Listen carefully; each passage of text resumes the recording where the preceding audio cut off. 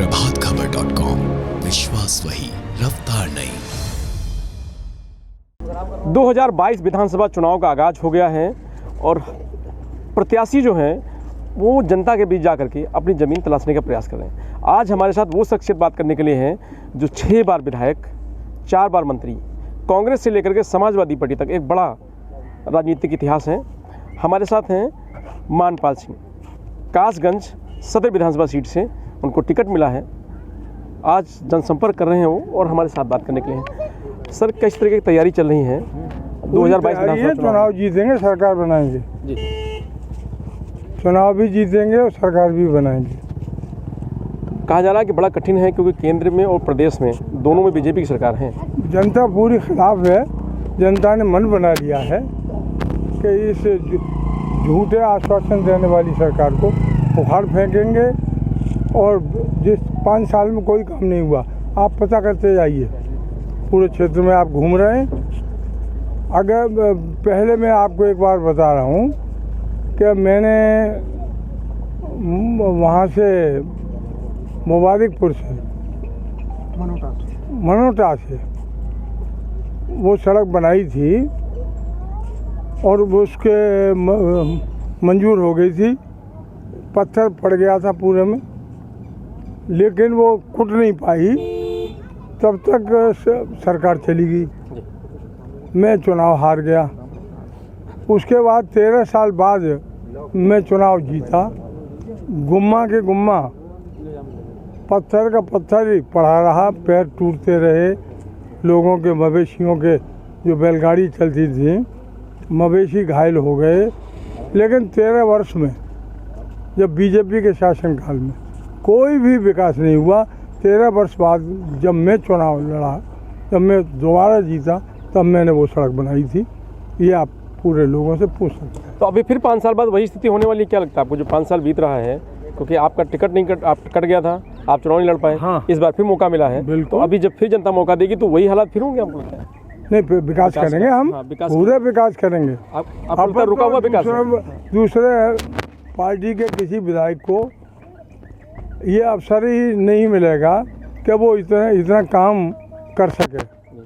कारण क्या है कि करीब सारे गांव में, पूरे क्षेत्र में कम से कम 78-80 गांव तो हमने लोहिया और जनेश्वर में कुछ कराई हैं। उसमें सारी सुविधाएं हैं। किसी भी लोहिया गांव को आप देख लीजिए, जनेश्वर मिश्रा गांव को देख लीजिए, वो सब आपके सामने होगा क्या क्या सुविधाएं दी गई हैं। इलेक्ट्रिफिकेशन इस गांव में भी, ये सिकता मुबारकपुर जो पंचायत देख के आएगा उसी का मजरा है। सारी इलेक्ट्रिसिटी, सारा काम हमारे ही कार्यकाल का हुआ है। क्या इशू होंगे 2022 को लेकर बाबू जी, आपको लगता है? 2022 में हम तो जो घोषणा पत्रों में जो जिन एजेंडे को हम शामिल कर रहे हैं, हमारी सरकार बिल्कुल उसी पर कायम रहेगी। और चाहे मुलायम सिंह की सरकार रही हो, चाहे अखिलेश जी की सरकार रही हो, जो वायदा हमने किए हैं और घोषणा पत्र में जिन चीज़ों का जिक्र किया है, वो हमारी प्राथमिकताओं में से कासगंज आपने देखा है। और अब आने वाले समय में हम जैसे 500 रुपये महीना जो गरीब महिलाएं होती थी, तो उनको हमारी सरकार ने शुरू किया था कि उनको 500 रुपये महीना हम हर परिवार में देंगे, जो हमारे मानक के आधार पर। लेकिन इस सरकार जैसे ही आई तो गरीब महिलाओं को थोड़ा 500 रुपये कोई बहुत बड़ी रकम नहीं है, लेकिन इसको भी उन्होंने बंद कर दिया। 5 साल से किसी महिला को, गरीब को भी एक वो नहीं मिला। जी। अब मैं ये कहना चाहता हूँ कि हमारे नेता अखिलेश यादव ने ये अपने घोषणा पत्र में शामिल किया है कि वो महिलाओं को जो पेंशन हम 500 रुपये देते थे और जो जिसको बीजेपी ने बंद कर दिया 5 साल तक, उसको हम पुनः चालू करेंगे और 500 के बजाय 1500 रुपये महीना, 18,000 रुपया प्रतिवर्ष के हिसाब से हम। बीजेपी लगातार आरोप लगाती है कि जब सरकार अखिलेश जी की थी तो बिजली तार पर कपड़े सुखाए जाते थे, विकास के नाम पर कुछ नहीं वो था। अभी इन्होंने क्या किया कुछ बताया? आज हैं झूठे हैं। एक ही यूनिट बिजली बनाने का उन्होंने प्रावधान नहीं किया। आपको मालूम होगा मलावन पे 51,000 करोड़ की वो जो थर्मल पावर प्लांट लगाया, उसके लिए कितनी बिजली होती, यहाँ से दिल्ली तक को सप्लाई होती है। इतने बड़ा प्रोजेक्ट लगाया था। दुर्भाग्य से ये चाल में लोगों को बहकाने में कामयाब रहे और हमारा विकास किसी ने देखा नहीं। इस बार आपको लगता है वो चाल उनकी नहीं चलेगी? आप लोग कुछ ऐसा क्या कर रहे हैं, ऐसा क्या प्लान कर रहे हैं? क्योंकि प्रचार नहीं हो पा रहा जैसे होना चाहिए था। वादे इन्होंने किए थे, एक भी वादा पूरा नहीं किया। इन्होंने कहा था कि 15 लाख रुपया हर एक के खाते में आएंगे। 15 पैसे भी किसी से नहीं आए। किसी के खाते में आप पूछ लीजिए, किसी से भी पूछ लीजिए, किसी गांव में पूछ लीजिए। ये लोगों को भ्रमित करके सरकार उन्होंने बना ली। मोदी ने ये कहा था कि हमारी सरकार बनी तो हम 2 करोड़ लोगों को रोजगार देंगे हर साल। कितने रोजगार बेरोजगार तो हो गए हैं काफ़ी संख्या में, और रोजगार के नाम पे लाठियां पड़ती हैं उन पे। और किसी को रोजगार मिल जाए तो कर देंगे साहब 10,000 वैकेंसी निकाल दी। जब पेपर होता है तो पेपर हर बार आउट करा के ये टाइम पास कर रहे हैं। किसी को कुछ भी नहीं मिला। किसान निधि, किसान अनाज फ्री, सुनिए वो मैं आपको सुना रहा हूँ। किसान का जहाँ तक प्रश्न है, इन्होंने किसान की आमदनी दूनी करने का वायदा किया था। किसान से ईमानदारी से पूछ लो, ये सब किसान हैं, कोई राजा महाराजा नहीं है। इनसे पूछ लो क्या इनकी आमदनी दूनी हो गई? पहले आप इन्हीं से पूछ लीजिए। मैं तो कहूँगा ये पार्टी की बात है, लेकिन ये आप सुन लीजिए इन्हीं से, क्या इनकी जो योगी के राज्य में बर्बाद है किसान बुरी तरह से। निरे तो साड़ों ने मार डाले किसान, और योगी ने 1 रुपया किसी को नहीं दिया किसान को। और मैं आपको एक बात और बता रहा हूँ, जब नोटबंदी हुई थी आगे आ जाए नोटबंदी हुई थी, तब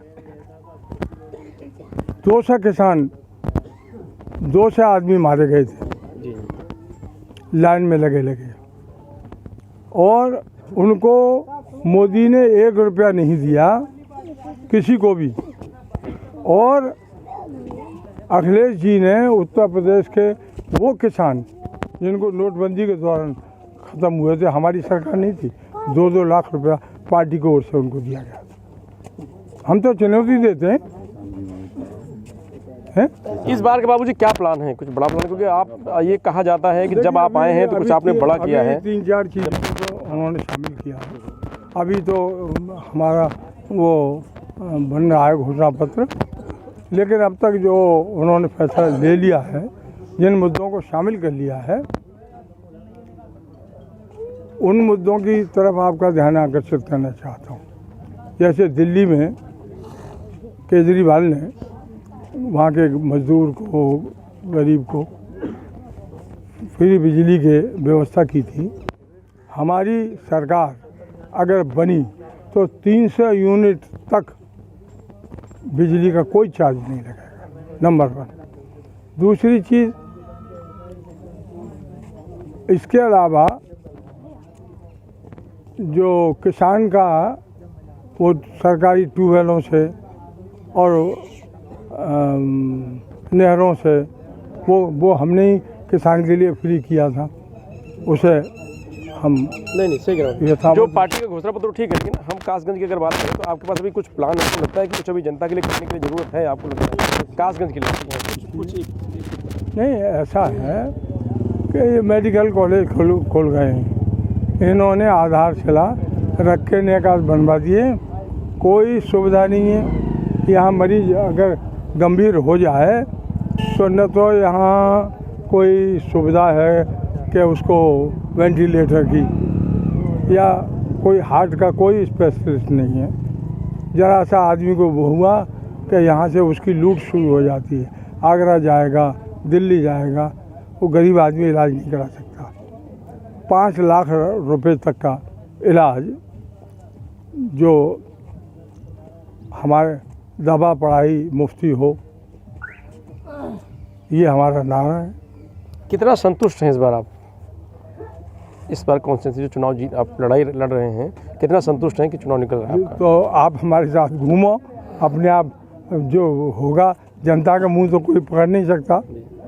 आदमी अपनी बात कहता है और बढ़ा के कहता है, और गांव ऐसे नेता भी हैं जो इनको कभी गए नहीं होंगे, लेकिन कहने आ रहे सुन तो ना हो, बैठे ही बैठे। तो ऐसे भी बहुत से लोग हैं। क्या महंगाई भी हावी है? महंगाई नेक हावी है। 100 रुपया डीजल का ये भाव है। मैं जब पहली बार चुनाव लड़ा था तो राम राम, तो पौने नहीं 2 रुपया या 2.25 रुपया डीजल हाँ लीटर डीजल की कीमत थी, और पेट्रोल 3 या 3.25 रुपया था। आज क्या स्थिति है आप देखिए। बहुत साल पहले, लेकिन बाबूजी आप बहुत साल पहले आप चुनाव लड़े। नहीं, मैं ये बात सही है, मैं पुरानी बात ही कर रहा हूँ, लेकिन कंपैरेटिवली आप देखिए डीजल का भाव काय पे रहता है। जो इन पे जो हर गवर्नमेंट इनके ऊपर सब्सिडी वो करती है, सब्सिडी नहीं देती, उस पर और ज़्यादा जो वो टैक्स लगाएंगे तो उसकी कीमत बढ़ेगी। सरकार को सस्ती देना है तो उस पर सब्सिडी दें, नहीं देते, अभी थोड़ी बहुत दें। बाबूजी क्षेत्र में किसान निकले। की आय कैसे दूनी हो जाएगी जब डीजल से ही सिंचाई के साधन है, डीजल से ही जो सामान अब ट्रांसपोर्टेशन का है, आय व्यय का साधन है। डीजल दिन प्रतिदिन महंगा करते जाओगे। मानपाल सिंह क्षेत्र में निकले हैं तो हर गांव में बाबूजी ऐसा कैसे हो पाया? अरे हमारी अनवरत सेवा है लगभग 48-49 साल की, तो आखिर ये जानते नहीं है हमने कोई और बिजनेस थोड़ा ही है, हमने कोई घर भरे हों, कुछ और संपत्ति खरीदी हो, कोई लूट मचाई हो, तो इनमें से तो किसी भी गांव में आप पूछ लीजिए। और लोगों की अन्य जो प्रतिनिधि चुने उनके बारे में अपनी तरफ से कुछ भी नहीं कहूँगा, पता कर लो। तो ये थे मानपाल सिंह, जिनको गांव में बाबूजी के नाम से लोग जानते हैं। वो बात ये है कि उन्होंने कोई ऐसा गांव नहीं छोड़ा जहां विकास ना हुआ हो। ये मैं नहीं कह रहा हूँ, ये यहाँ गांव की जनता कह रही है। मैं रजनीश यादव, प्रभात खबर, कासगंज। प्रभातखबर.com, विश्वास वही, रफ्तार नहीं।